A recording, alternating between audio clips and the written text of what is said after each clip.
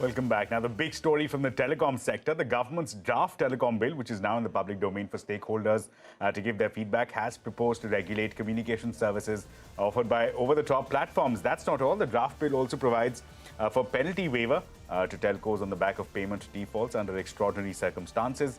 Additionally, the draft policy also empowers the government to block transmission of certain messages and intercepting communication.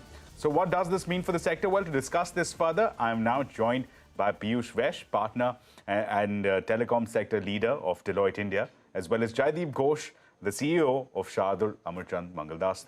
Gentlemen, thank you so much for joining us. Piyush, if I may come to you first, your big takeaways here. I understand it's only been a few hours since it's been out in the public domain, but quickly, what is your understanding of some of the key takeaways, especially the focus that the government appears to be giving on waiver of a lot of these levies in case the company finds itself in some financial distress? So, Ashmit, thanks. And this was obviously very much expected. I think this is a step in the right direction because I think some of the previous acts were really probably centuries old, and it was time to really repeal some of those acts. And I think this bill is a very welcome bill. I think if you look at the bill, I think there are three, four things which are extremely critical and which have really brought a larger gamut of play into this whole piece. The first thing is that it really covers the entire ecosystem. So whether it's the network service providers, whether it's the infrastructure service providers, whether it's the OTT players. So, the OTT players, I think that's been a demand for a long time that the OTT players also need to be in the ambit. And I think this bill really gets that into it.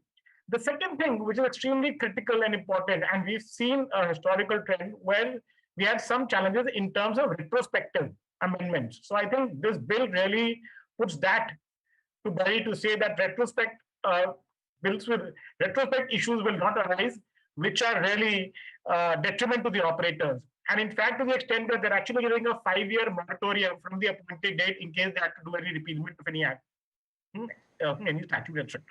Mm-hmm. Third thing, which is extremely important in the bill, is also the fact that any mergers, demergers, acquisitions that are going to happen. I think from that perspective, you only need to intimate the licensing authority, and obviously other acts like the Companies Act, etc., will fall in place. So I think overall, I think it's a very welcome move. And I think all the operators should be quite happy with it and the entire ecosystem. And I think we'll wait for the bill to be enacted shortly. Indeed. In fact, we reached out to the CAOAI. What they tell us is that they're still studying the bill and they'll get back to us with a formal comment. But while they do that, Mr. Ghosh, let me come to you now. There are a couple of interesting issues that have also emerged. Number one is that we find, firstly, very clearly specified, coded in the law, that spectrum is not the only route, that allocation of spectrum can also take place under this new regime that is being proposed. Your quick take on that? That has been a very contentious issue since 2012 2G verdict. Yeah, I mean, firstly, thanks for having me here on your show, Ashmit.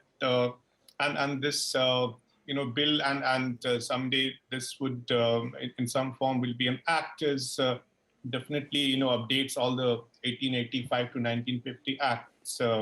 Now, coming to the specific point that you've asked me, I think, yes, on spectrum allocation we've seen it largely through the auction route, but this administrative mechanism has been included and defined with reasonable clarity, which is a part of the theme which I understood from this draft bill, that, it strengthens the power of the central government across different elements of the telecom, operations of in India. So this really gives government flexibility to administrative fashion, in an administrative fashion, allocate spectrum.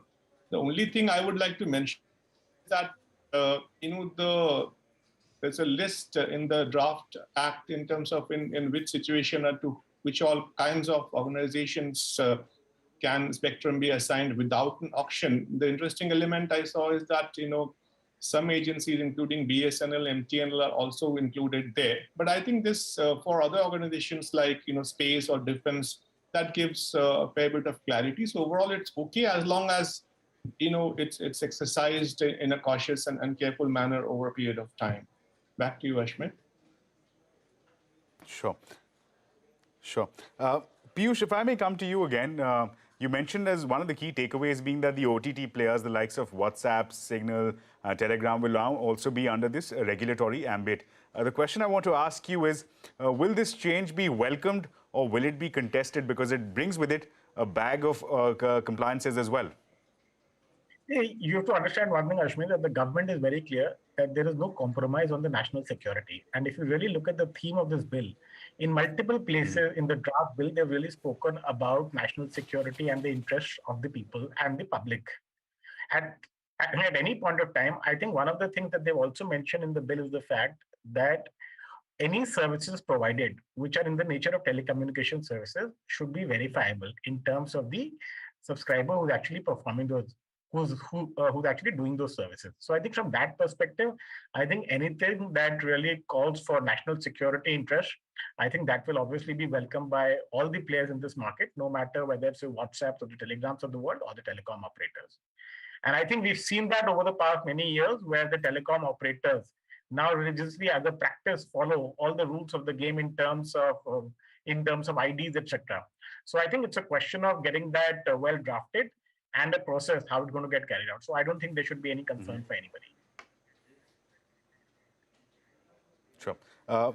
We're running out of time. Mr. Jaideep Ghosh, final question to you. Again, just borrowing from some of the comments that were made by Piyush on the question of compliances. Let's also keep in mind that as far as national security is concerned, that has again been very clearly codified as a part of this new draft, and it very clearly says that the government will have the power to either block transmission of any or a certain class of messages or to even intercept. The justification, of course, is national security, public order, sovereignty of the nation. Is that something that perhaps could be prone to challenge? The reason I ask is because companies like WhatsApp have clearly been saying that, look, our communications are encrypted on both ends. We cannot intercept them even if we want to. See, there are a few elements, as I was hinting in the previous response to your previous. There are a few elements in which the central government has been mentioned as to have an authority, including not only what you said, also to waive off or to delay, in case of payment defaults under exceptional circumstances or the public emergency or national security. So these are subject to deliberations, and let's wait for next 4 weeks to see how does the consultation happen and how does the industry and the stakeholders respond. And I think we'll take a view that yes, in principle, some of these are likely to be kind of, if not contested, at least deliberated that in which situation and can such powers be exercised by the government. National security definitely yes, but there is a mention of extraordinary circumstances in more than one place. So we have to see how that gets interpreted. So we'll really see how the consultation process goes, Ashmit. Indeed, Mr. Vaish, Mr. Ghosh, thank you so much for joining us with your valuable time, insight and perspective. It will be an exciting 30 days ahead for the telecom space. October 20th is the deadline for submitting one's comments and as well as submissions as far as the draft telecom bill is concerned. But that, unfortunately, is all the time that we have for. It's a wrap on this edition of the News Center. Thanks so much for watching.